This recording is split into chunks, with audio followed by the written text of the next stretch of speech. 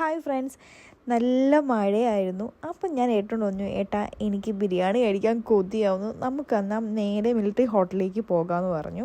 അപ്പം ഞങ്ങളുടെ തൊട്ടടുത്തൊരു മിലിറ്ററി ഹോട്ടലുണ്ടായിരുന്നു, രാജ് മിലിറ്ററി ഹോട്ടൽ എന്നാണ് എൻ്റെ പേര്. അവിടെ ചെന്നപ്പോൾ ഞാൻ നല്ലൊരു ബിരിയാണി ഓർഡർ ചെയ്തു. ബാംഗ്ലൂർ ഏറ്റവും ഫേമസ് ആണ് ഈ ദൊണ്ണ ബിരിയാണി. അങ്ങനെ നമ്മുടെ ചിക്കൻ ദൊണ്ണ ബിരിയാണി വന്നു.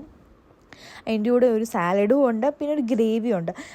അതിൻ്റെ ഗ്രേവി എന്താണെന്ന് എനിക്കറിയില്ല, പക്ഷെ ഒരു രക്ഷയില്ല, ഭയങ്കര ടേസ്റ്റാണ്.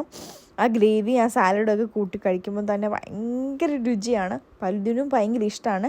പിന്നെ നമ്മുടെ നാട്ടിലെ പോലെയല്ല, ഈ ബിരിയാണി കഴിച്ച് നമുക്ക് മടുപ്പ് തോന്നില്ല. കാരണം ഇതിനകത്ത് നെയ്യിട്ടല്ല ഇവരുണ്ടാക്കുന്നത്.